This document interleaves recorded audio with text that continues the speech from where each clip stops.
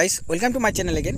তো দেখো চলে আসছে নতুন আরেকটা ভিডিও নিয়ে। তো আজকের এই ভিডিওটা খুবই গুরুত্বপূর্ণ অঙ্গনওয়াড়ি কর্মীদেরকে নিয়ে। এখানে অঙ্গনওয়াড়ি কর্মীদেরকে নিয়ে যে আপডেটটি উঠে আসছে তার মধ্যে উল্লেখযোগ্য হচ্ছে অঙ্গনওয়াড়ি কর্মীদের প্রি প্রাইমারি নিয়ে। ঠিক আছে, তো এখানে যেটা প্রি প্রাইমারি ট্রেনিং পশ্চিমবঙ্গে কবে থেকে চালু করা হবে, কিন্তু এখানে একটা কোশ্চেন সকলের অবশ্যই আসছে যে যেহেতু এটা বিজেপি সরকারের দ্বারা এই নতুন শিক্ষানীতিটাকে ইমপ্লিমেন্ট করা হয়েছিল, বাট এখনকার যে প্রেজেন্ট সিনারি রয়েছে সেই প্রেজেন্ট সিনারিতে কিন্তু এনডিএ সরকার গঠন করতে পারবে কি পারবে না এ বিষয় নিয়েও একটা কিন্তু সংশয় তৈরি হয়েছে। কারণ এই ক্ষেত্রে আমরা দেখেছি যে রিসেন্ট ভোটে মানে লোকসভা ইলেকশনসে কিন্তু কোনো পলিটিক্যাল পার্টিস কিন্তু সিম্পল মেজরিটি তারা পাননি। ঠিক আছে, তো সেই ক্ষেত্রে ইনকেস যদি এনডিএ সরকার মানে বিজেপি সরকার যদি সরকার গঠন করতে না পারে, তাহলে পরে কি এই যে প্রি প্রাইমারির কথা বলা হয়েছিল নতুন শিক্ষানীতি অনুযায়ী, তো এটা কি ইমপ্লিমেন্ট হবে? মানে বাকির যে রাজ্যগুলোতে ইমপ্লিমেন্ট হয়নি সেটা কি সেখানে ইমপ্লিমেন্ট হবে কি হবে না, এটা নিয়েও কিন্তু একটা কোশ্চেন অবশ্যই রয়েছে। কারণ আমরা দেখেছি যে বারবার আমরা খবরে এই বিষয়টাকে উঠে আসছে যে তোমাদের অগ্নিবীর বা আদার্স যে স্কিমগুলো সেন্ট্রাল গভর্নমেন্ট যেটার জন্য আমরা দেখেছি যে রীতিমতো প্রোটেস্টও হয়েছে, সেগুলো নিয়ে কিন্তু আবারও বিবেচনা করার কথা বলা হচ্ছে। কারণ যেহেতু এনডিএ সরকার পুরোপুরিভাবে মেজরিটি পায়নি, যার জন্য এই কীরকম ধরনের সমস্যাগুলো কিন্তু তৈরি হতে পারে।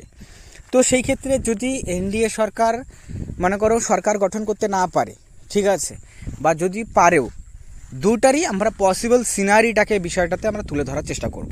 ঠিক আছে, তারপর দেখব যে পশ্চিমবঙ্গে কবে চালু হতে পারে।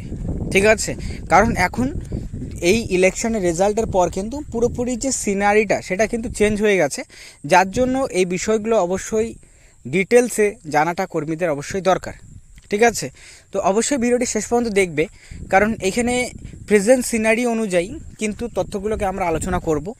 তো দেখার পর যদি তোমাদের ভিডিওটা ভালো লাগে লাইক করবে, চ্যানেল নতুন থাকলে চ্যানেলটিকে সাবস্ক্রাইব করবে এরকম ভিডিওসগুলো সর্বপ্রথম পাওয়ার জন্য। তো চলো সমস্যা না করে মেন বিষয়টা ভিডিওতে আলোচনা করা যাক। তো দেখো প্রথমত যে বিষয়টা বলবো যে প্রি প্রাইমারি নিয়ে, তো প্রি প্রাইমারি যেটা সেটা কিন্তু সেন্ট্রাল গভর্নমেন্টের নতুন শিক্ষানীতি 2020 অনুযায়ী কিন্তু বলা হয়েছিল যে প্রত্যেকটি অঙ্গনওয়াড়ি কেন্দ্রগুলিকে প্রি প্রাইমারিতে পরিবর্তন করা হবে। ঠিক আছে, যার ফলস্বরূপভাবে পরবর্তী সময় আমরা বিষয়টাকে দেখি যে কিছু কিছু রাজ্য রয়েছে তারা এটাকে ইমপ্লিমেন্টও শুরু করে দিয়েছিল। ঠিক আছে, কিন্তু ইলেকশনে কি দেখা গেল যে কোনো পলিটিক্যাল পার্টি হচ্ছে মেজরিটি পায়নি। তো সেই ক্ষেত্রে এটার প্রভাব কতটা পড়বে, তো আদৌ কি এটা কন্টিনিউ থাকবে নাকি এটা আবার উইথড্র করা হবে, এই বিষয়টা আমি তোমাদের জানিয়ে দিচ্ছি যে তো এটা কিন্তু কন্টিনিউ হওয়ার সম্ভাবনা সবচেয়ে বেশি। কারণ কিছু কিছু রাজ্য রয়েছে যারা কিন্তু অলরেডি নতুন শিক্ষানীতি অনুযায়ী যে শিক্ষা ব্যবস্থাটি রয়েছে এটাকে কিন্তু অ্যাডজাস্ট করেছে, যার জন্য তোমাদের এই নতুন শিক্ষানীতিটাকে কিন্তু উইথড্র করা বা এই নতুন শিক্ষানীতিটা বন্ধ হয়ে যাওয়া এটা সম্ভাবনা কিন্তু বলতে গেলে এখনও পর্যন্ত কিন্তু সেরকম সম্ভাবনা নেই। তো যে পলিটিক্যাল পার্টি আসুক না কেন এখানে কিন্তু এই চেঞ্জেসটা হওয়ার পসিবিলিটিসটা নেই। ঠিক আছে, আর নেই মানেটা হচ্ছে কি যে পসিবিলিটিসটা, ঠিক আছে, এখানে কিন্তু 100% বলা যাচ্ছে না যে সেটা হবেই না, এরকম না, হওয়ার সম্ভাবনা অবশ্যই থাকে 1%। কারণ যেহেতু এবার কিন্তু ইলেকশনের পর পুরো সমীকরণটাই চেঞ্জ হয়ে গেছে, তো সে সম্ভাবনা তো অবশ্যই থাকে। কিন্তু তার সত্ত্বেও আপাতত এটুকু জানা যেতে বলা যেতে পারে যে হ্যাঁ এটা হওয়ার সম্ভাবনাটা কম রয়েছে যে এটা বন্ধ হয়ে যাবে।